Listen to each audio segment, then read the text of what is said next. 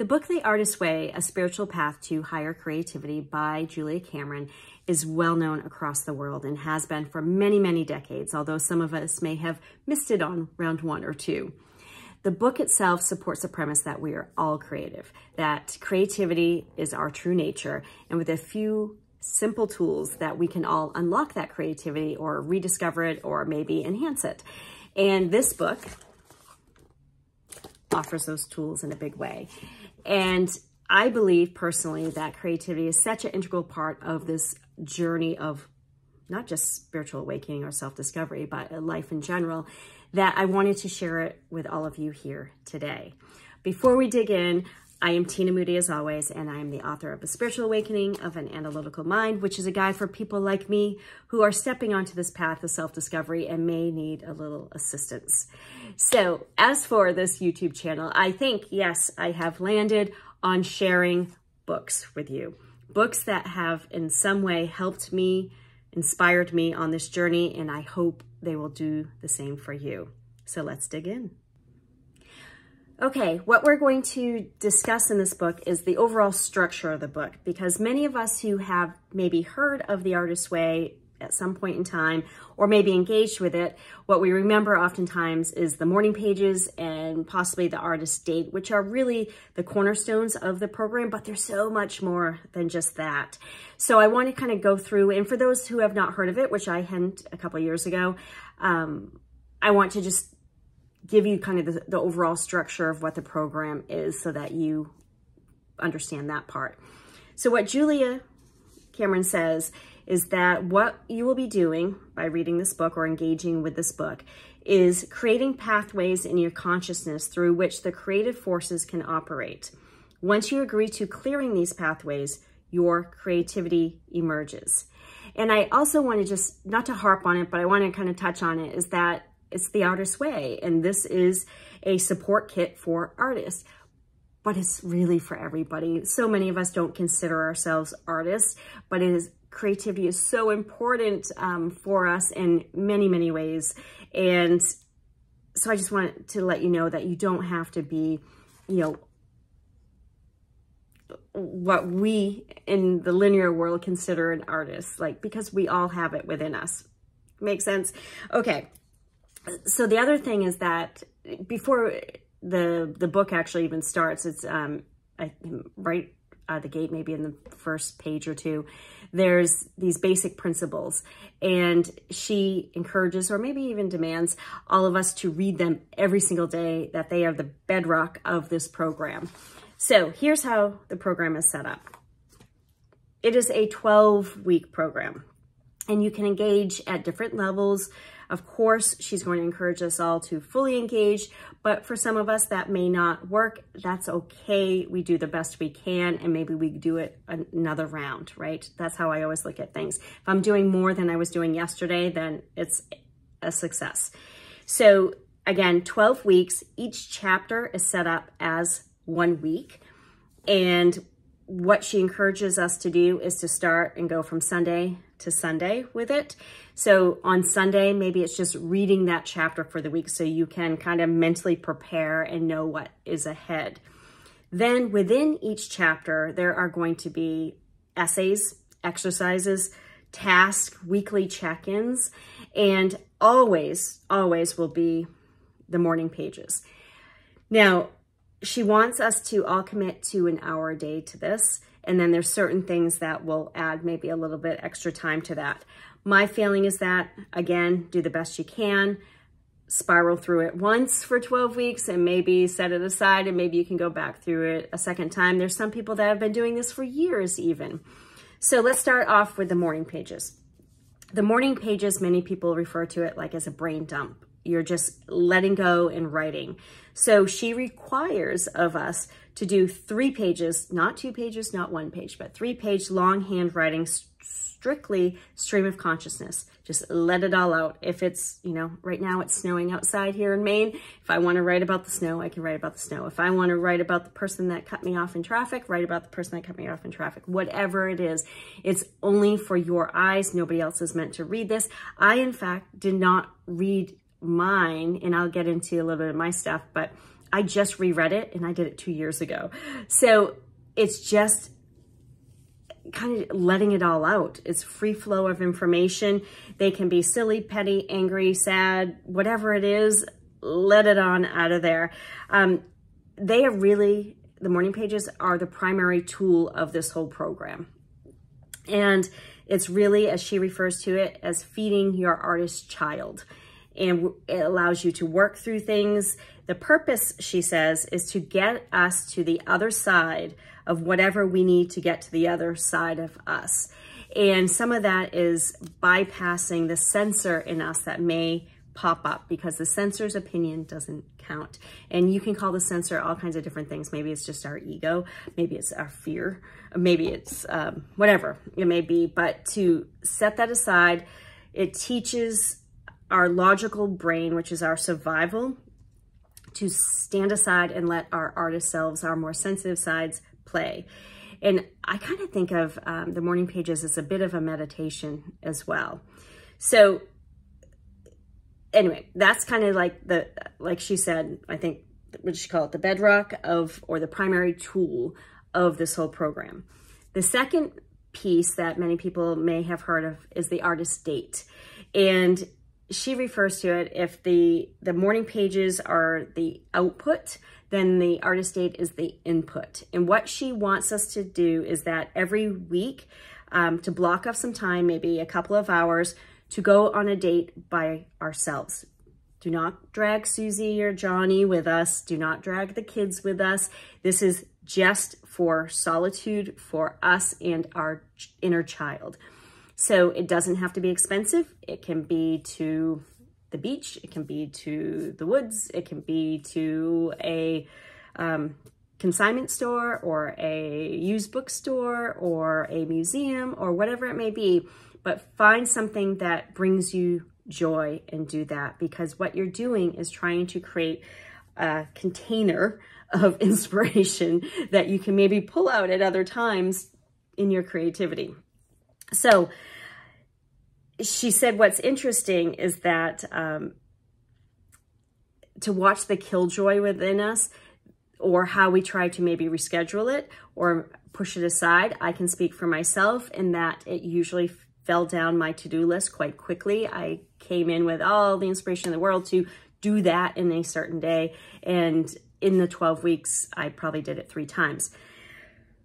It happens. So I looked at this whole journey as the one thing I stayed consistent with was the morning pages. And then I did the best I could otherwise. I may do this a second time, having read through my old stuff, and now it's been a couple years, and maybe I'm more consistent with it on this next go around. So she wants you to remember that the time that you set aside is sacred, a learning lesson for me, and that solitude time, that time with yourself, is nurturing, and we all need that for our soul. And what we're looking to do is really allow our inner child to have fun, not take this seriously. It does not have to be serious stuff, quite the contrary, honestly, and just have a relationship with the little version of ourselves, and again begin to build those inspiration reservations or reserves, I guess, better yet. So the other thing that I didn't hear much about, and I personally liked and I had not done any of, was that, I think it was in chapter 1, she offers up affirmations as one of the tasks at the end of the chapter. I loved it. I had never done it, the whole I am, whatever it may be. And it may sound silly, and it may, you may have that censor come back and say, what? You are not that. You are not an artist. You are not a writer or whatever it is, but just push them down, kick them out the door, and just see what flows out. I was telling somebody recently, I think, we did this on the podcast that I was co-hosting, and I was saying I was on vacation while I was doing this, and it was like, I am the wind, I am the sand, I am the ocean, and I thought it was absurd, but I don't know, it was great. So there's that part too, the affirmations. And what I found is some of the stuff at the end of the chapter that she asked you to incorporate in, I would actually incorporate right into my morning pages, because I knew that was the best chance for me to engage with that and allowed me to get my 3 pages out, right? Also at the end of the chapters, she'll ask about, you know, did you have any synchronicities this week? Or did you have any issues this week? And the other one is that I talked about the book Big Magic by Elizabeth Gilbert, and I think they're friends actually. And Elizabeth would have you sign a contract with inspiration so that you would take that inspiration and do something with it. Well, Julia does a similar thing with contracts for this program as well. And I thought that was kind of interesting. And the final thing I just want to mention is artist walks. She encourages us to get out there. Maybe that's your artist day, quite honestly, and go for a walk, because walks can be very meditative. So can car rides, actually. And we can find a lot of inspiration because our mind stills if we're truly just walking and we're not, you know, going to break the record in time or anything like that. So our artist walks are another thing that she encourages us to do. So as far as my involvement with this, just to share a little information there, is that it had been brought up to me probably 3 years ago, and I didn't listen. And then I bought the book and I put it on my bookshelf. And then at the turn of 2022, just before the turn, it started calling to me from my bookshelf, and I took it off and I put it on my nightstand. And so the January 1st of 2022, I engaged with it. And so, like I said before, I did the best I could, and I didn't judge myself for that. And actually, I found in my notes that I just read back, I wrote no judgment, only opportunity. And so if I can share anything from my experience, it was that. Like, if you're doing something more than you were doing yesterday, then that's a win.